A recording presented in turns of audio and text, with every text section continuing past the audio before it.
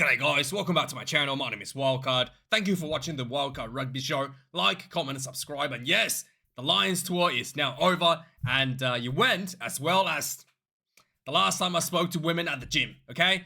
Way too fast, way too awkward, and God, we should never see it again. And, to be fair, the final test was pretty decent for the Wallabies. I saw a lot of, potential for the future. A lot of players play with a lot of heart. I was at the live game. And, I know I really do appreciate the great, tremendous effort the players put on the field on the day and for my entertainment. So I really enjoyed that. Obviously, there was a lot of talk about the game in post-match. And watching the game live, a lot of these things I'm not going to talk about, I actually missed in the game because for some reason, they don't really do much replays at the live stadium, especially when it comes to like injuries and stuff. Because, we don't want to show people getting injured at a live game. So they just immediately cut away and start playing music. So yeah, the liner incident, I actually missed it completely. So we're going to talk about that in a second. But there was a lot of talk about the scrummaging.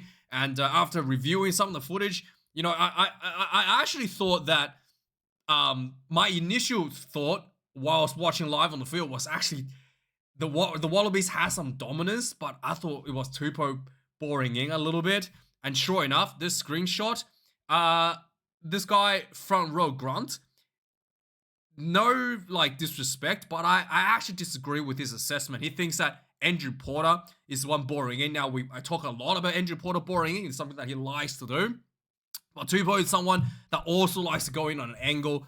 And in this situation, in my assessment, I actually think it's Tupou that's boring in, and Porter is being jammed in at an angle because of Tupou going in at an angle. Now, what are you looking for when you're boring on somebody is the prop getting his head under somebody's sternum.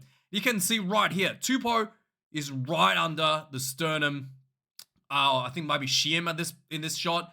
And that is what you do when you try to bore. You put pressure under their sternum. You try to get them to cave their back in, and once they cave their back, suddenly they lose a lot of that strength going forward, and then the scrum kind of falls apart from that point. So you can clearly see Tupou is the one that's under Sheehan. But if you look at the Andrew Porter, he's actually under Sheehan as well. He's not exactly under Tupou. Okay? If you look at this on Jem's Slipper side, I think this is Jem's Slipper at this point. Slipper is actually under the chest of Ty Furlong. So if Slipper was to bore in, he would go underneath Furlong. You can't see my mouse actually. Here it is. Yeah, he actually goes underneath Furlong like this, so that his head gets under his sternum. So the angle that Porter's going in at, he's not actually under the sternum of Tupou. And Tupou is actually under the sternum of Sheehan, right? That indicates to me is Tupou that's set himself up at an angle, and Porter is kind of jammed in sideways because Tupou is going in underneath Sheehan. And Porter actually done a really bad job here. He's actually disconnected from pushing at all. His lock is disconnected. His what do you call it? His flanker is disconnected as well, and he's just going in under his own play. He's not actually pushing into the Wallaby scrum. This is actually a really bad position for the Lions, and this is actually a much better structure for the Wallabies. And there's no reason for I guess Porter to deliberately put himself in this position when he's not actually getting any sort of advantage over Tupou. And overall, this is actually a bad position for him. So yeah, I don't think it's actually. He's definitely picked up that Porter's going in at an angle, but it's actually because Tupou is going in under Sheehan, and he's trying to pop. Both these guys are trying to pop Sheehan out here. You can see both of them are under him, trying to pop him out, and that's what the Wallabies was doing. And that's Porter was actually being inefficient with what he's doing here, going in at an angle like this. So yeah, the scrum is a little bit difficult, but that's something that you want to look for. You see who's actually under whose chest. You can see Slipper here. If he was to go in an angle, he'd tuck himself a bit tighter with his right arm. He could be going under under Furlong, and that will be Borring in, but he's not doing that here. So yeah, it's a bit of an interesting situation. And if in my opinion, this is a Tupou's fault for Borring in and not Andrew Porter. There was a lot of things that we'll talk about already. Some injuries from the Wallabies game. So Dan Sheehan, like I said, he put I believe it was a clean out on Liner, who failed to return from a HIA, and he was cited after the game, and then after review, he has been given a suspension. And there's a lot of people talking about he wasn't, should have been yellow carded, should have been live in the game. They didn't even look at it. Yeah, I agree. And just the thing, like, they don't show it in replay at all. Live games, especially when somebody gets injured, they immediately cut away to music. Like when Ian Henderson got knocked out by copying his leg onto the Big Willie, I had no idea what happened. And there was no replay. So I literally had to log on to Stan Sport on my phone to see what happened, because they just start playing music and nobody knows what's happening. They know that he's knocked out, but nobody knows why he was knocked out. So it's just really bad, from the stadium. And I don't blame them for not picking that up at all. Something that they probably should rethink about. I just want to point out, when you were watching live game, this guy, Hugh Jones, he actually has a really, really impressive physique. He looked like, Arnold Schwarzenegger out there. He was massive, absolutely massive. By far, I think the most impressive physique out there. But yeah, let me know your thoughts, just in terms of being a bodybuilder physique, not just obviously people bigger than him, but just being a bodybuilder. I thought he looked massive. I thought he was a really impressive physique. Just a random thing that you notice when you're it's different when you watch on TV, but when you're live there, he really looks. It really looks quite impressive there. So the Wallabies, some injury updates for the Rugby Championship, going to be against the Springboks. Rob Venatini, Will Scotton, and Tupou are all going to be okay. However, Tom Liner and Ala Alatoa are going to be out for at least the opening match in the South African tour. So that's really good. Valentini is a big return. Big Willie, it's good to see him still here. And Tupou, he will be going overseas to Rassie 92. But I think that his performance, I thought he should be playing the whole series, honestly. That the fact that he missed out the first two tests because he played for the woke team was a little bit disappointing, to be really frank with you. I talked about this in my previous videos. So the result of Lana's injury, Tan Edmund has been called up for the Wallabies. There was more calls from some of the pundits here in Australia for Swali'i to be moved to a different position. I thought he should be playing the wing. Center is just a bit too complicated for him. And fullback, I saw even more complicated with the kicking game. I think that he should be at the wing and give him more game time and slowly ease into a center or fullback position. But I understand why they have him an outside center, because they want to give him more opportunity to touch the ball, kind of swim or sink situation. Stephen Morlock has joined the call to try to maybe have to shift him to the wing, and he referred to the times when he was starting, they put him on the wing, and then he helped him learn to become a better player. And I do agree. I think he needs more game time. I know you pay too much money, you need to get your money out, but hey, it's you have to give him some time to grow, and it's your own stupidity for giving him too much money to be basically still learning the game. That's just your own problem. But the reality is he needs some more time before he can actually get there. Dave Parecki has called a end to his career for retirement at 32 years of age. Really young. He's been plagued with injuries for the Wallabies, and he's been he basically, I thought I thought he probably could have got a bit more from a few more years, maybe at least till the end of the World Cup. But he's retired from the Lions tour. He's had enough. So Matt Williams once again was criticizing the game, the Lions tour game, on and off the field, off the ball behaviors. And then Dr. Rassie had to step in and basically it's quoted Matt Williams' win rate at 17.65% while he's coaching for Scotland.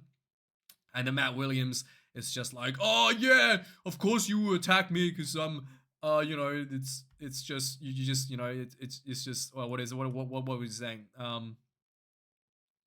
What is it?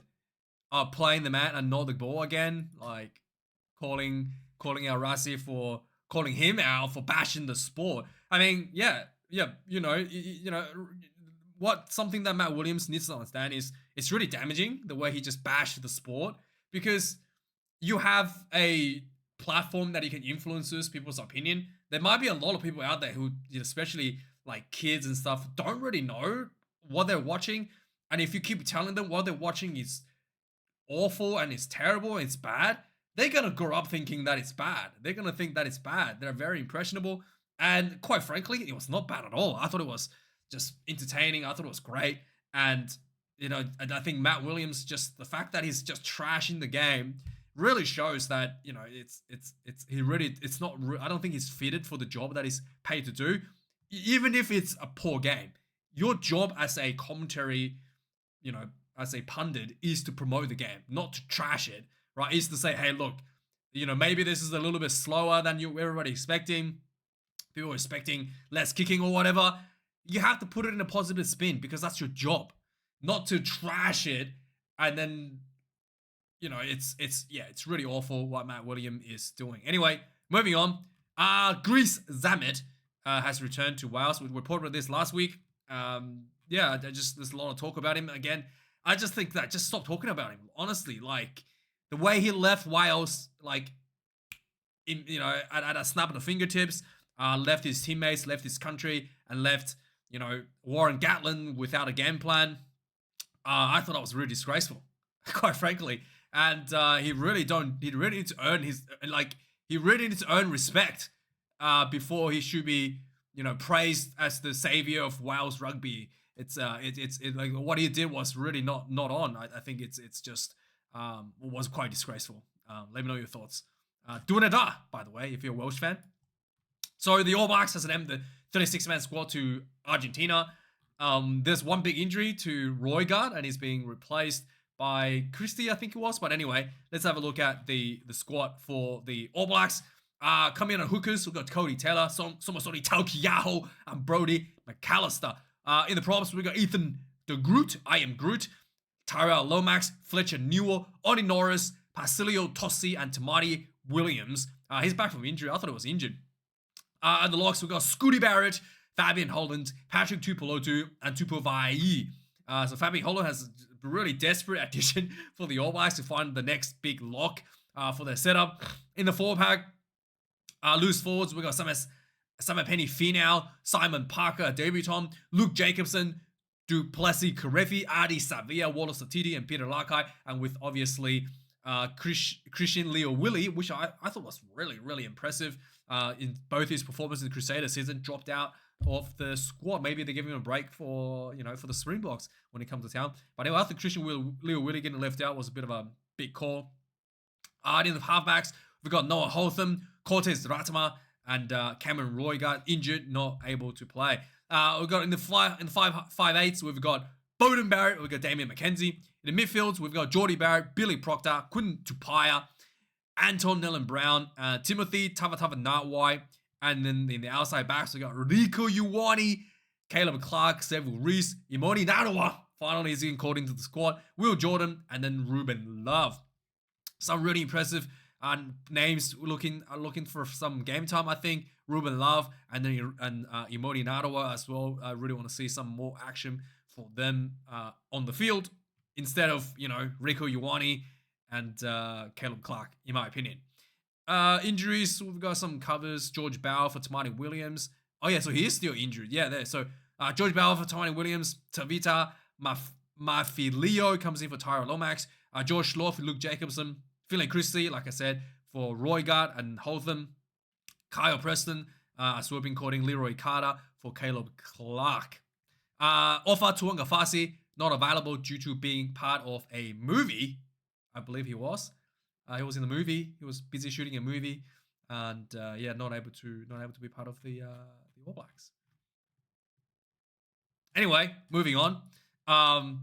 The Richie Mounga has re-signed with All Blacks Rugby, a big return, but he's currently not eligible to play. Similar situation to Fainga Nuku. They need a certain amount of game time in New Zealand to be able to play, or a longer period contract. So this seems to be a contract negotiation, the Donald Trump out of the deal style of negotiation, where they will sign you and then tell you that you can't play unless you sign an extension.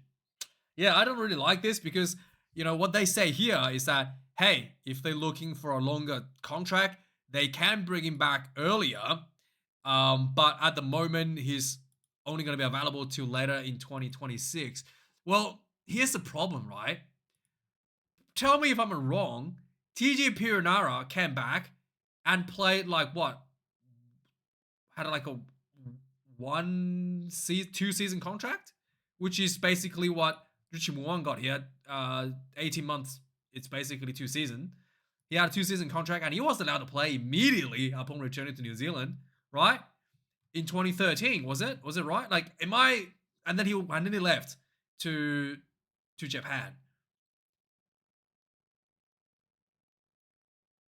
So I don't know.